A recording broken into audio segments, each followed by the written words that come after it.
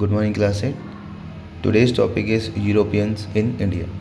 So the first European that reached India was Vasco da Gama. He was a Portuguese, और at that time India और Mediterranean area में spices, cotton और silk, pearl, also gold, silver wine, precious stone, बहुत सारी चीज़ों का trade हुआ करता था. They were sent to Egypt, Arabia, Rome and India के कुछ पोर्ट जैसे बडूच, मुजिरिस एंड तमरालिप्ती ये सेंटर थे इंटरनेशनल ट्रेड के. यहाँ से वर्ल्ड का ट्रेड होता था. Roman gold coins in southern India provides clear evidence of this flourishing trade. During this time India की economy was one of the largest economy, और अकॉर्डिंग टू एंगस मेडिसन जो कि एक इकोनॉमिस्ट थे, India was contributing about 1/4 of the total world GDP. Total GDP जो world की थी उसका 1/4 इंडिया जो है वो क्रिएट करता था. यहाँ पर एक छोटा सा मैप है जो हमें रूट दिखा रहा है, sea route which was from England to India. ये अलग अलग रूट्स हैं जो इंडिया से इंग्लैंड के लिए डिस्कवर किए गए. The Portuguese. अब पोर्चुगीज़ जब इंडिया आए तो क्या हुआ उसके बारे में हमें यहाँ डिस्कस करना है. उससे पहले यहाँ पर क्रिस्टोफर कोलंबस के बारे में बताया गया है. He was a Spanish navigator in 1492.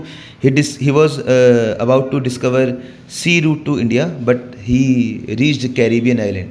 और कैरिबियन आइलैंड जब पहुँचा तो उन्होंने इसको नाम दिया द न्यू वर्ल्ड, बिकॉज उससे पहले अमेरिकन आइलैंड्स जो थे वो किसी ने भी नहीं सर्च किए थे. कोलंबस डे एक लीगल हॉलीडे है यूनाइटेड स्टेट्स में, जो कि सेकेंड मंडे को बनाया जाता है अक्टूबर के, वास्को डी कोलंबस के अमेरिका को खोजने के लिए. सो जैसे स्पेन में कोलंबस थे जिन्होंने रास्ता ढूंढा टू दी अमेरिका, ऐसे ही इंडिया में वास्को डी गामा जो थे वो एक पोर्चुगीज़ थे जो इंडिया का रास्ता इन्होंने ढूंढा. He was a Portuguese navigator, pioneered a sea route to India by sailing around Cape of Good Hope. ये केप ऑफ गुड होप जो कि आप मैप में देख सकते हैं, this is the end of South Africa, this is Cape of Good hope.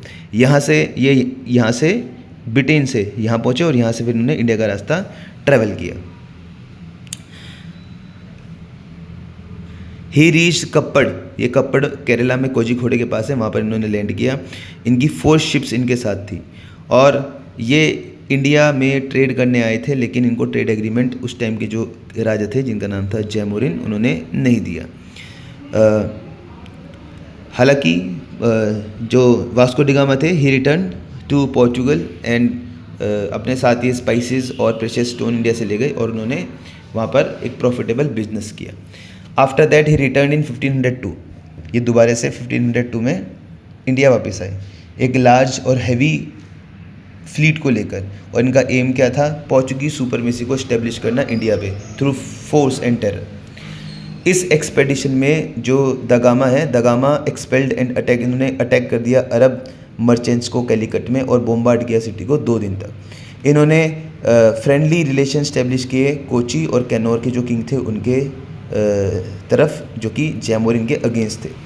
In 1505 Francisco de Almeida, इनको first Portuguese viceroy India का चूज़ किया गया, और इसके बाद एल्फोंसो दी एल्बुकर्क ये नेक्स्ट इंडिया के पोर्चुगीज़ वॉइसरॉय बने, जो 1510 में जिन्होंने गोवा को कैप्चर किया फ्रॉम बीजा सुल्तान.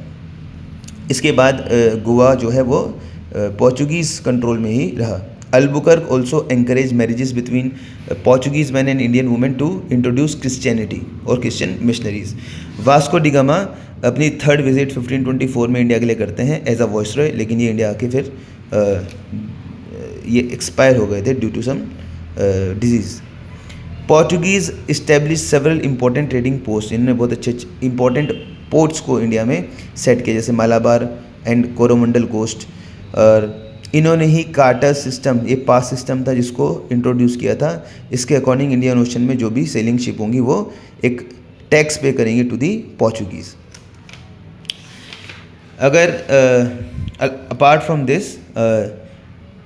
सिर्फ ट्रेड करना और कंट्रोल करना ही इंडिया को इनका मोटिव नहीं था, इनका मोटिव था टू स्प्रेड द क्रिश्चियनिटी. और 1560 में जो मिशनरीज थी उन्होंने गोवा इंक्विजिशन को इस्टेब्लिश किया और इसमें उन लोगों को जो पनिश किया गया जिनको जो सस्पेक्टली पुराना जो रिलीजन है उसको फॉलो कर रहे थे। This inquisition led to force conversion of many Hindus, और बहुत सारे हिंदू, मुस्लिम और ज्यूज़ को क्रिश्चियनिटी में कन्वर्ट कर दिया गया था। It was widely oppose by the local people and even some Portuguese official and was finally abolish in 1812, लेकिन 1812 में गोवा इंक्विजिशन को बैन कर दिया गया। Portuguese power in India decline from the late 16th century onward, क्योंकि इसके बाद Dutch, English और फ्रेंच ये भी इंडिया में आ गए थे और अलग अलग जगह में इन्होंने अपने कॉलोनीज़ और छोटी छोटी फैक्ट्रीज इस्टेब्लिश कर ली थी। खैर Portuguese Goa, Daman and Diu को 1961 तक कंट्रोल करते रहे और 1961 में ये रीजन इंडिपेंडेंट हुए और इंडिया में इंटीग्रेट हुए, यानी 1947 के बाद भी ये पोर्चुगीज़ कंट्रोल के अंडर थे।